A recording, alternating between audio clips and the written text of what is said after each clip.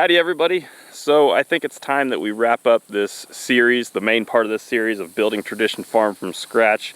There's definitely more I want to do in the future and will do in the future still, but projects are going to come to a slow now that the season has started and I've gotten a lot of what I want to get done, but I'll talk more about future projects in a little bit. I just kind of want to recap some things and close things out a little bit, as videos are not going to be nearly as frequent now for a while. Got to just get back to coaching during the cross country and track season. So yeah, really happy with everything. Obviously, you know, I think from a YouTube standpoint, making videos showing progress, I think this is like maybe 16 or 17 straight videos that have come out on Sunday basically, and just kind of doing it for the love of it first and foremost.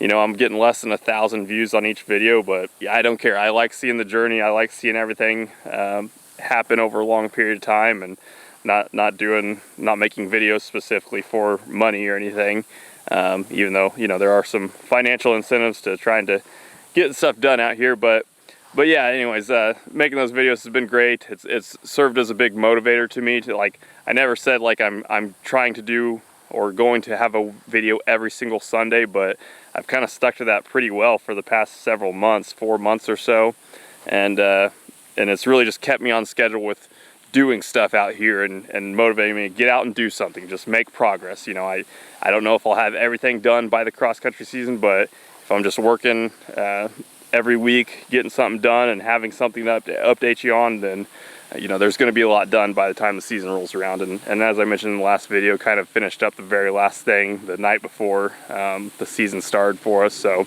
yeah, that's been great. Everything kind of culminated in a big event yesterday that was meant for just like the team and some alumni and families of all those people. And I called it Tradition Family Weekend. I kind of kept it a little bit on the down low for this first year because I wanted to see how things go and make sure I can successfully manage all those people. And I don't know what the exact number of people were out here, but it was probably somewhere in the ballpark of 150, 160, something like that. And things were great. I mean, the team did a workout in the morning, and then we did like a little brief race, 5K tradition run for some alumni. It was just a small group doing that. I think I had 14 people doing that. And then we had a big pancake breakfast that one of the alumni, Matthew Oglesby, and his parents were a huge help in taking care of all that for me. So I basically just didn't have to worry about much with it, but making a ton of pancakes and eggs for everybody. Then we had a washers tournament, and all this stuff was meant as, one, of course, we want to just get alumni and family together to see what this place is all about and get to know each other. And then also it served as a fundraiser for the farm essentially. So just putting some funds in an account that are going to be used specifically for maintenance and upkeep of the land, as well as future projects. So yeah, the event was great. One thing I want to highlight about it that I think is just super, super cool. One of my recent alums, she graduated a year ago, Claire Bruning. She's a very, very talented, extremely talented artist, and this was an idea from maybe 4 months ago or so, and I was showing her and Diego Contreras around the land and in the house, and she just looked at one of my walls that was blank, and because I don't have any decor around the house, and she said, you need something on this wall. You need a painting, a mural. And I was like, hey, I'm down with that, of course. And so we kind of put our heads together, and I sent her a lot of my photos from the past. It kind of had like a victory theme to them. A lot of great photos of athletes succeeding, showing a lot of emotion, just a lot of really great photos. And so I sent a bunch her way, and she pretty much did her thing and came out with a painting that was like, even I knew it would be good already because like she's created so much awesome stuff, but just seeing it in person for the first time was unlike anything else. I mean, it was amazing, and I can't stop thinking about it and looking at it. And so I'll show you, like, I'll take you through all the original pictures first, and then I'll show you what the finished product looked like. So very, very cool addition to the Tradition Family Weekend that we had.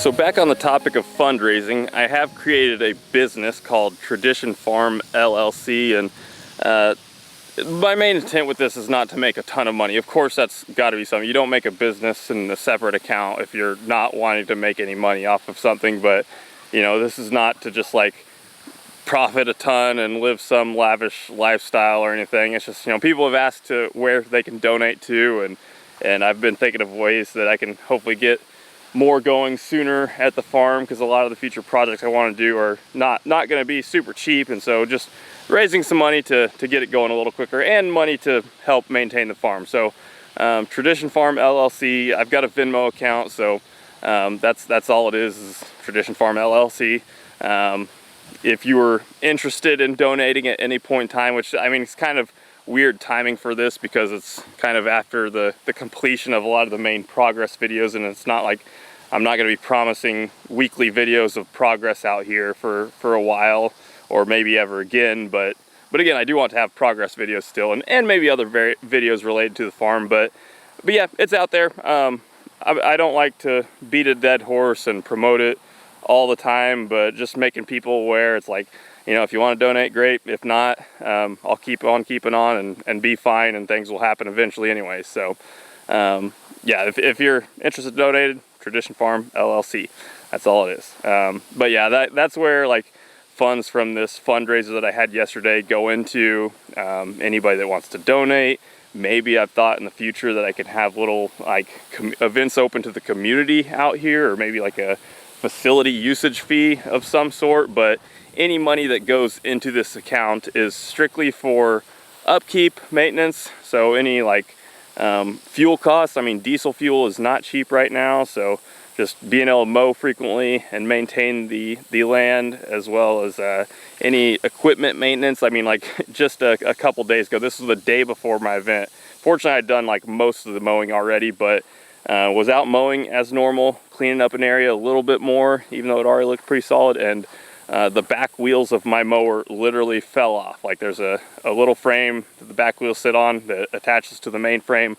4 bolts broke clean off, and fortunately my dad was down here. My dad cleans up a lot of my messes, and we had to figure out how to tow that thing and get it out of the way, just so we don't have a random decoration on the course and my mower without any back wheels on it. So yeah, that's something that's going to need to be fixed. Fortunately, I still have my old Kubota tractor with the belly mower, so I'm not like out of commission from mowing. But yeah, so all this equipment stuff and maintaining it ain't cheap, and certainly the projects I want to do aren't cheap either. But yeah, another thing on Tradition Farm as well, I did make an Instagram account a while back. It's just tradition_farm_, and there I'm kind of reliving all of the progress of everything on the farm through short videos. I mean, they're just like 1.5, 2-minute videos, and so if you're interested in seeing that all over again, I've kind of started, and I think I've got 9 episodes done right now. Had that on the back burner for quite a while now, as I've been like grinding several things out here at the farm for the past few weeks, getting ready for the event yesterday and for the season. But now things are calming down a little bit, and I'm gonna be able to get back to progress videos on that. So it's a lot of the same stuff, but you might see a little different perspective here or there, get some other little tidbits of information, as well as some live updates on things from my Instagram as well. So yeah, so far on that series, I haven't even made it to the point where I'm measuring and marking the path yet. I'm just getting to it. So just finished cleaning up all the brush and all the woods and everything. So yeah, if you want to follow along, that's a great place to do it and to see a different perspective.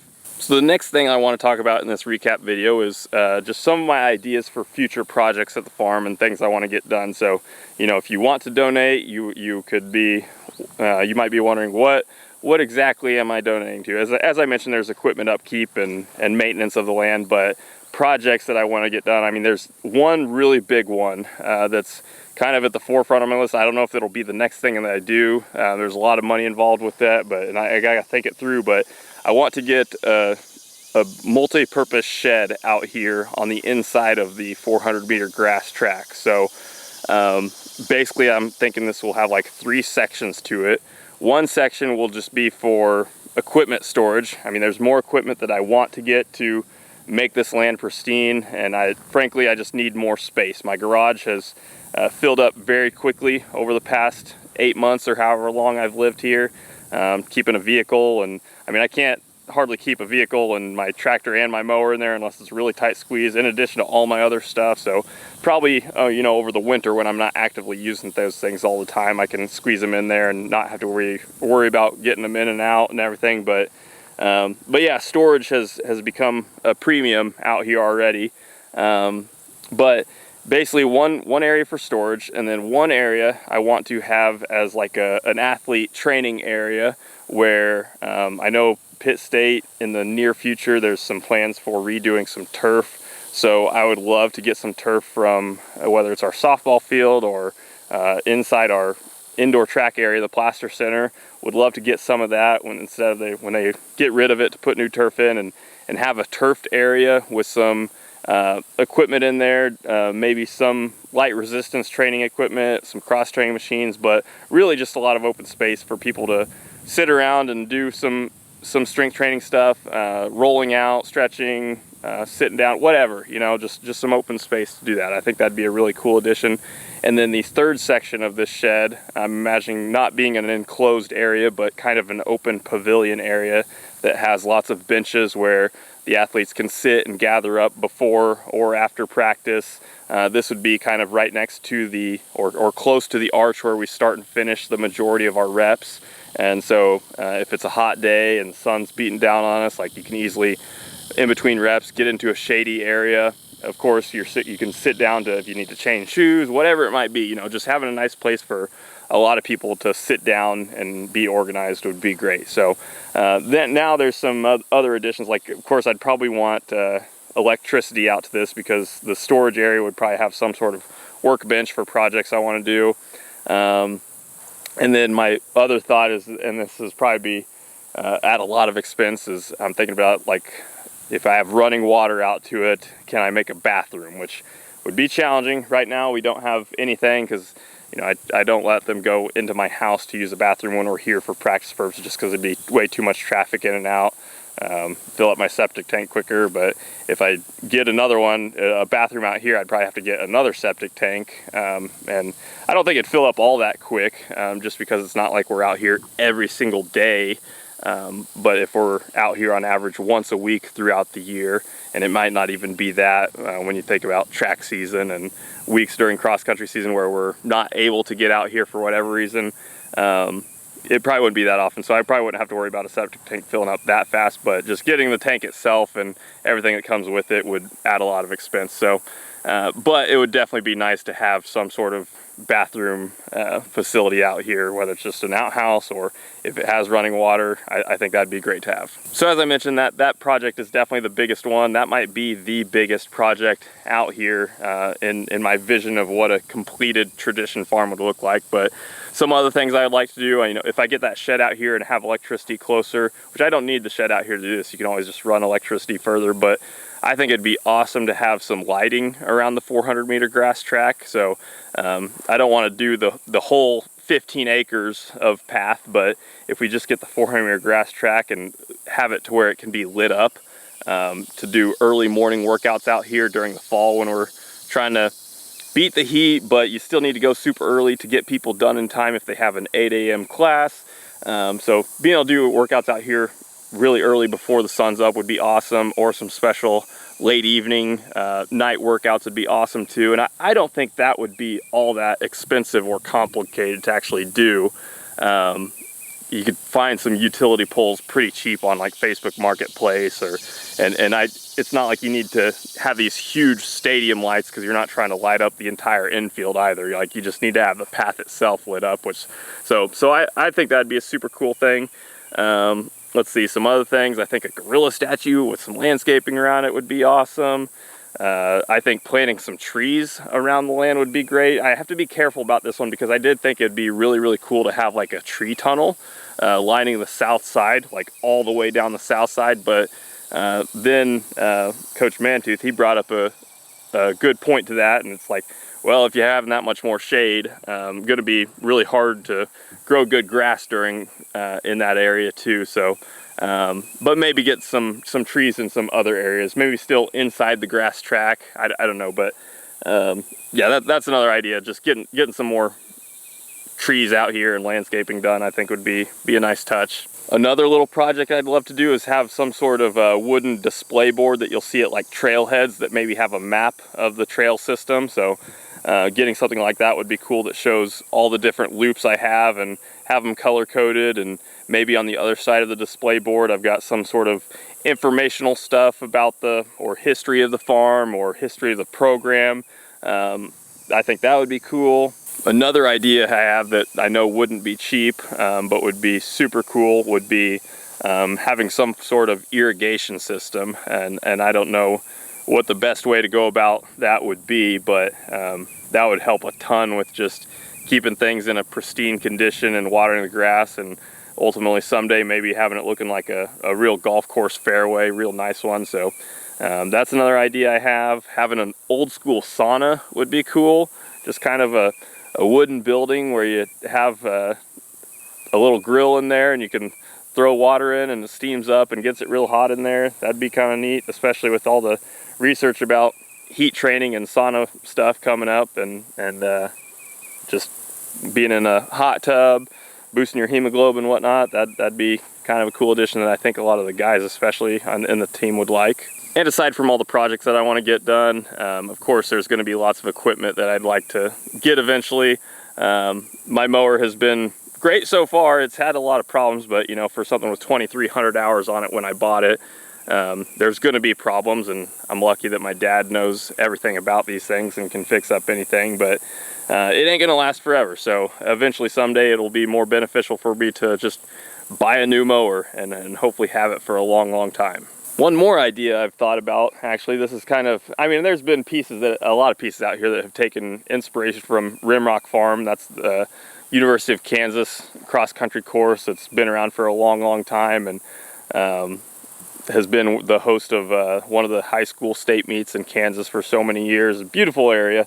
But anyways, I think it's really cool how out there they have like silhouettes of big silhouette like statues. I mean, really tall silhouettes of runners, legendary runners in the program like Jim Ryan. So I think it'd be super cool to have, maybe not necessarily silhouettes. I don't want to just like steal the idea. I want something to be unique to the farm. So I haven't thought of exactly what that would be yet, but something like it would be awesome out here. So I think that's pretty much everything that I wanted to cover in this recap or conclusion video, wrapping things up.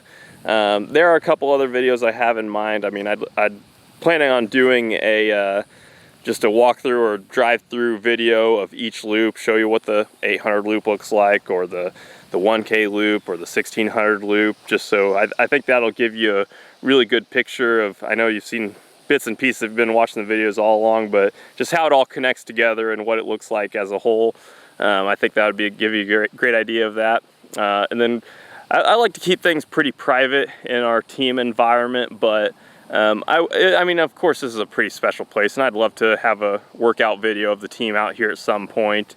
I'll probably have to try to find somebody to do that for me, because when we're doing that, I don't want to be focused on camera work and whatnot. I want to be watching the athletes and coaching and whatnot, and answering any questions as necessary and making adjustments if I need to. So yeah, that's an idea I have. So yeah, I guess that's it. So thanks for following along, everybody. More to come in the future, but not as frequently.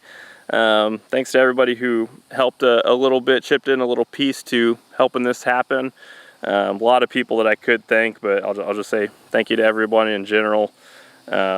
Most importantly, I think all the people over the years that have invested so much into Pitt State, so much time and energy, and being on the front lines as athletes and coaches that have made this place great, and ultimately made it a place that I love so much, that a dream like this actually happened in the first place and then came to fruition several years later after it was envisioned. So yeah, a lot behind it. Really proud of it. Really special place. I think my athletes are enjoying it and are appreciating it. So just really happy how it's all turned out so far, and want to keep building on it and making it a lifelong journey essentially. So yep, that'll be it. I'll see you in the next video.